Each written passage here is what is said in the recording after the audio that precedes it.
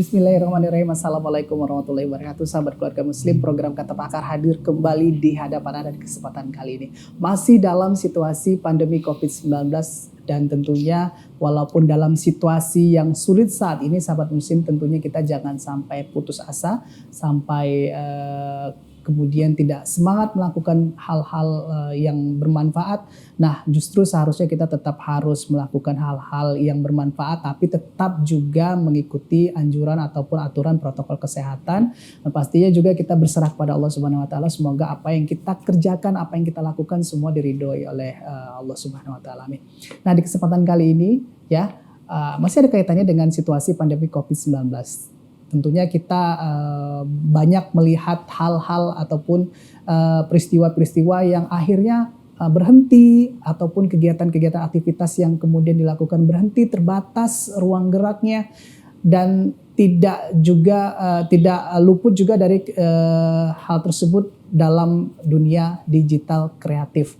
Nah, orang-orang kemudian banyak membatasi dirinya untuk melakukan hal-hal sehingga berdampak pada kehidupannya terkait dengan finansial ataupun pekerjaan dan lain-lain.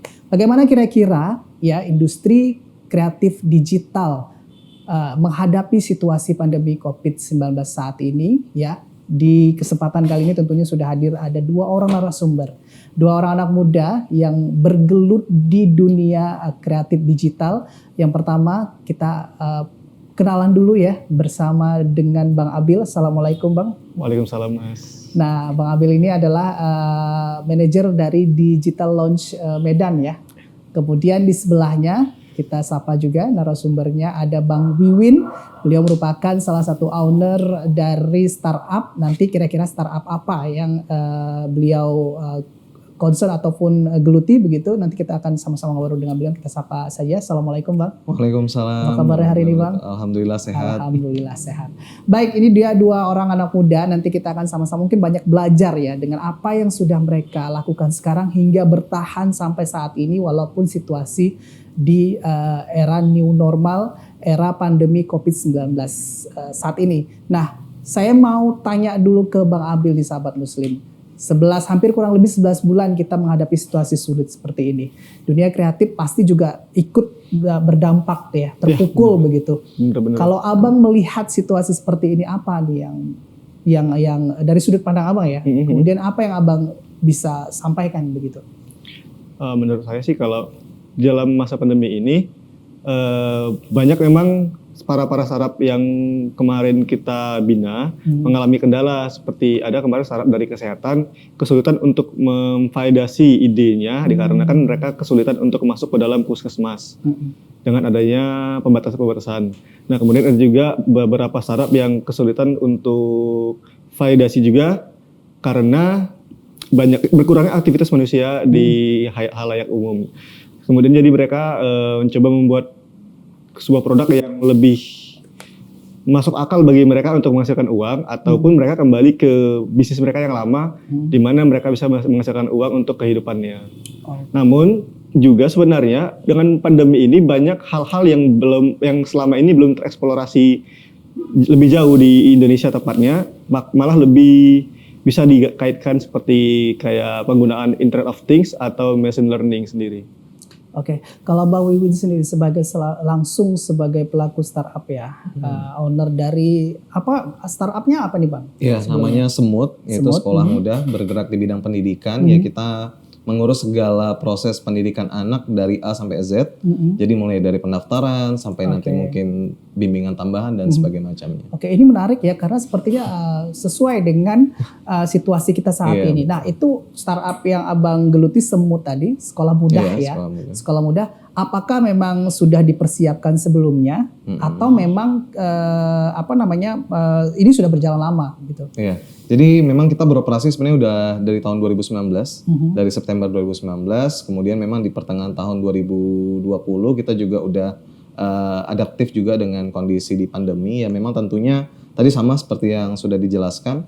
Jadi memang ketika kondisi semakin buruk, tentu banyak sekali hal-hal yang sebelumnya mungkin belum terfikirkan, akhirnya bisa terfikirkan dan muncul ide tersebut untuk bisa dieksekusi. Jadi itu membantu juga di satu sisi, walaupun tentu sisi lainnya juga terdampak dari COVID-19. Gitu. Oke, sudah 11 bulan kita pada situasi pandemi ini, apa yang Abang lihat dari usaha yang sudah Abang jalani? Ya banyak peluang bisnis yang sangat-sangat belum tereksekusi dengan baik, mungkin di bisnis-bisnis yang sejenis juga dengan Semut. Oleh karena itu memang kami sebisa mungkin, secepat mungkin untuk bisa mengeksekusi semua lini yang kami rasa memang bisa diakuisisi marketnya gitu. Jadi memang menurut kami besar sekali market yang terbuka saat ini, tinggal kita aja menyesuaikan dengan bisa atau tidaknya sistem ataupun mekanisme dari startup kami sendiri. Gitu. Oke. Mbak Abil, secara umum ya, melihat situasi sekarang kita yang masih belum jelas seperti apa akhir dari pandemi ini begitu ya. Abang melihat dunia kreatif digital khususnya, seperti apa?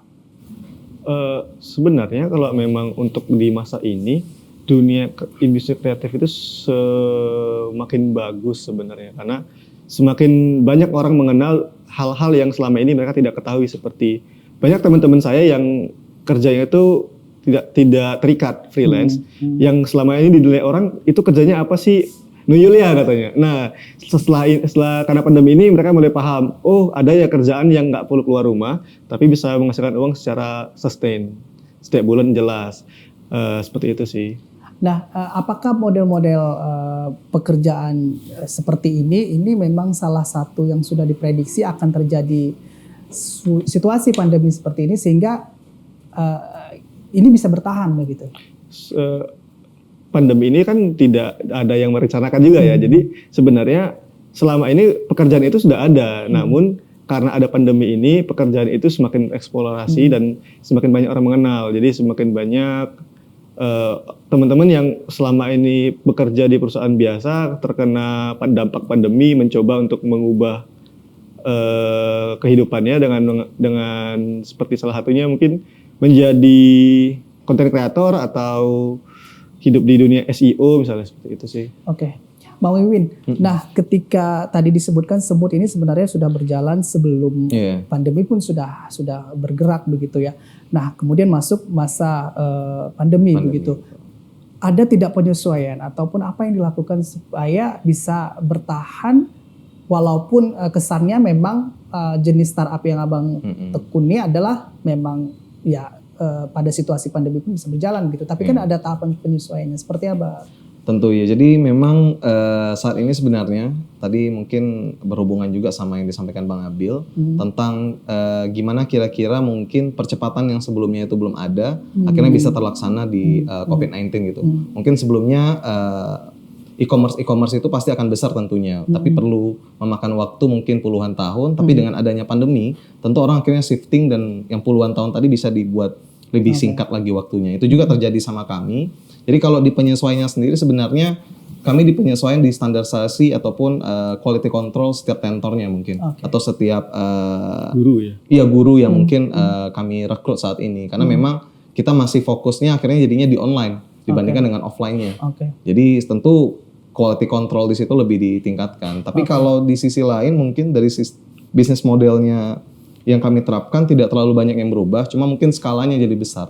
Kalau sebelumnya kita cuma beroperasi di Kota Medan dan sekitarnya di 2019-2020 pertengahan, sekarang kita udah nge-approach di 3 sampai 7 provinsi. Dengan base-nya headquarter-nya di Medan. Kaget nggak ketika pertama menghadapi situasi pandemi kemarin Iya. bulan Maret kalau nggak salah ya, Maret udah pertengahan itu. bulan April pertengahan 2020 ya. Ya, Itu waktu itu kaget nggak? Enaknya di startup itu karena timnya memang masih tidak terlalu besar, jadi kita bisa ngontrol semua lini dari setiap bidangnya masing-masing. Oke. Sehingga kaget pasti kaget tentunya, tapi kita bisa beradaptasi dengan cepat. Berbeda mungkin dengan perusahaan-perusahaan yang udah besar, mungkin ya mereka agak susah untuk menyesuaikan karena memang banyak divisi yang harus disesuaikan atau beradaptasi gitu. Jadi terkejut iya, tapi beradaptasi langsung. Oke.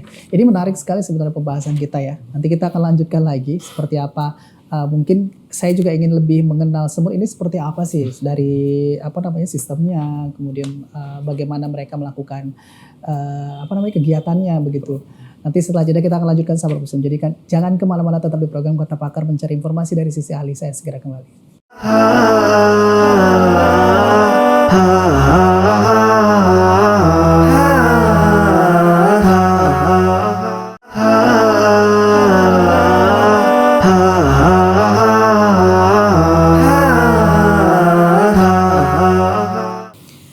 Ya, baik sahabat Muslim, kita kembali lagi dalam program Kata Pakar mencari informasi dari sisi ahli. Masih bersama dua narasumber kita, ada Bang Abil, manajer Digital Lounge Medan, kemudian ada Bang Win ya, selaku owner dari Semut Sekolah Mudah. Nanti sebelum saya nanya soal prosedur ataupun bagaimana menjalani sistem kerjanya, kalau saya tanya ke Bang Abil, Bang, kenapa tuh, yang Abang lihat kira-kira peluang dunia ataupun usaha kreatif seperti apa yang tepat sebenarnya pada situasi new normal saat ini? Sebenarnya kalau menurut saya pribadi itu ada tiga. Ada di bidang food and beverage, makanan dan minuman, ada di bidang sektor pendidikan, sama di sektor pariwisata.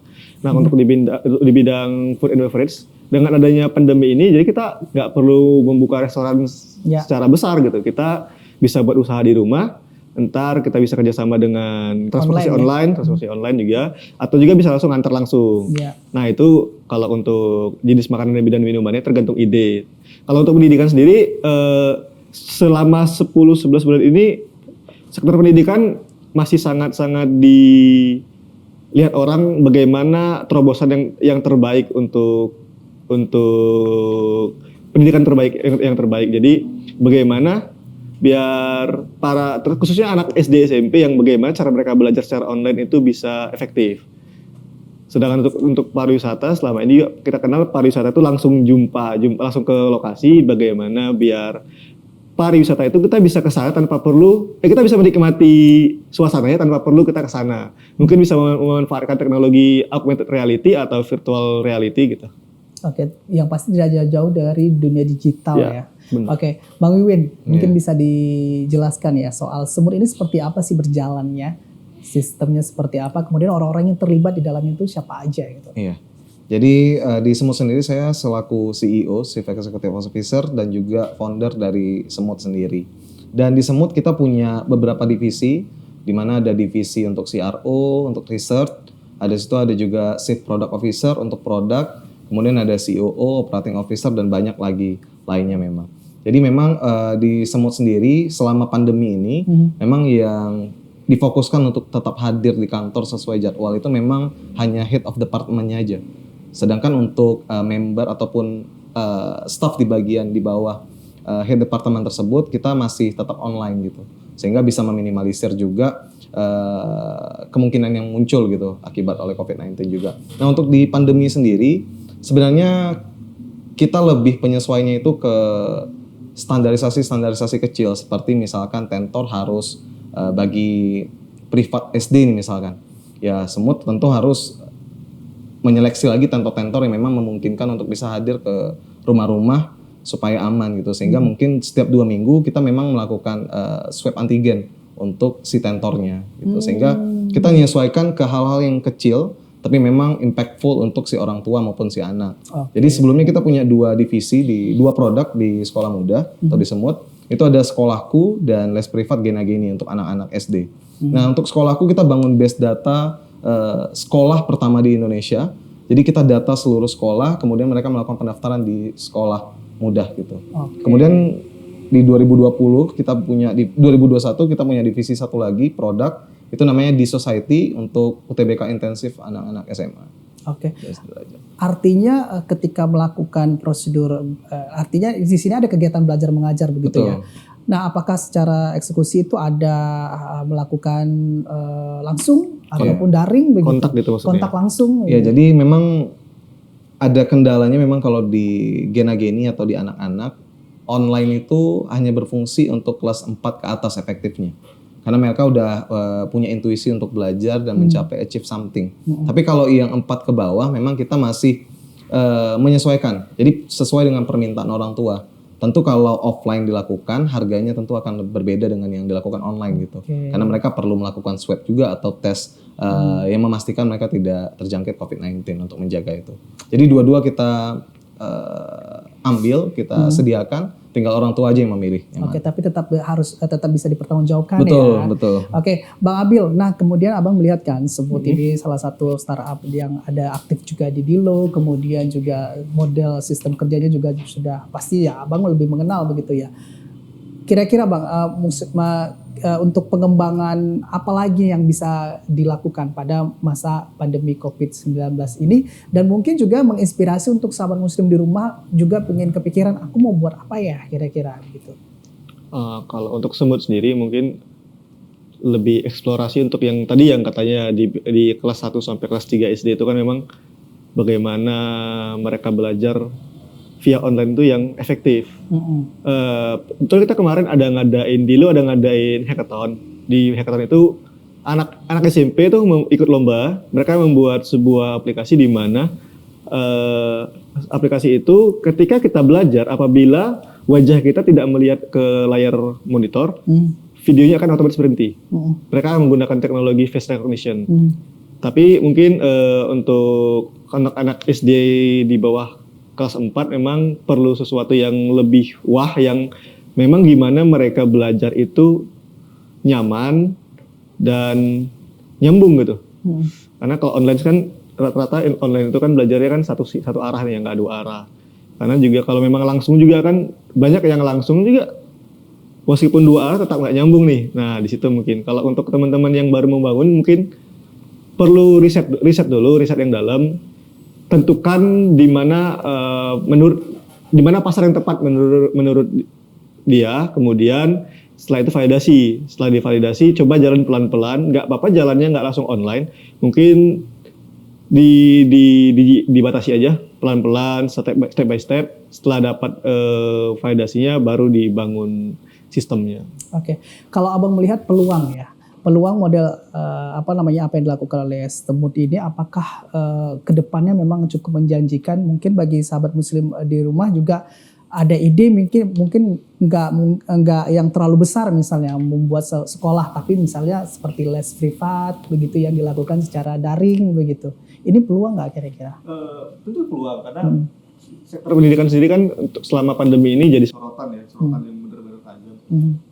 Mungkin pendidikan ini juga ada hubungannya dengan biaya. Nah, bagaimana cara untuk keluarga yang dengan ekonomi yang kita katakan tidak ekonomi kelas menengah ke atas untuk dapat menikmati fasilitas dari Semut. Nah, itu mungkin yang harus jadi PR yang harus divalidasi. Karena hampir rata-rata di Indonesia kalau untuk pendidikan untuk orang-orang yang level menengah ke atas itu mereka pasti punya guru les privat, mereka punya jam-jam yang bener-bener udah paten gitu. Jadi sebenarnya udah bagus. Kalau emang di bawah menengah ke bawah kan biasanya para siswanya itu pagi sekolah bisa siang bantu orang tua. Nah itu gimana? Mungkin Oke. Mungkin juga dari Semut sendiri punya bisa dikembangkan ke depannya, bukan hanya fokus pada pendidikan formal tapi juga pendidikan ekstra kurikuler yang dilakukan secara daring gitu ya. Iya, betul. Oke. Bang Abil, kalau kita tadi bicara soal penyesuaian ya, tadi sudah saya tanyakan juga ke Semut, ketika Semut kemudian menghadapi situasi pandemi COVID-19 tentu memang ada proses penyesuaian. Nah kalau dari Abang melihat secara umum nih, bagaimana kira-kira seorang pengusaha ataupun seorang pelaku usaha kreatif begitu ya, untuk melakukan proses penyesuaian, kira-kira terlambat nggak dalam waktu 11 bulan ini? Karena banyak orang juga yang akhirnya berhenti total gitu. Nah, apakah mungkin mulai ingin bangkit lagi atau ingin menyesuaikan, kira-kira apa yang harus dilakukan? Ada kata-kata kan lebih baik terlambat ketimbang tidak sama sekali nih. Nah, ya kalau memang terlambat nggak apa-apa, dimulai aja pelan-pelan dulu. Coba dibangun lagi apa yang menjadi keinginannya. Seperti misalnya dia resign terkena resign nih resign dari perusahaannya karena pandemi. Terus dia punya sebuah passion yang pengen dikembangkan, seperti misalnya membuat sebuah hal apa gitu, ya di kolaborasi dengan teman-teman yang lain yang sudah berkecimpung di dunia industri kreatif. Jadi bisa tukar pikiran, bisa jadi kan mereka juga cocok dan membangun bersama, jadi tidak sendirian. Oke.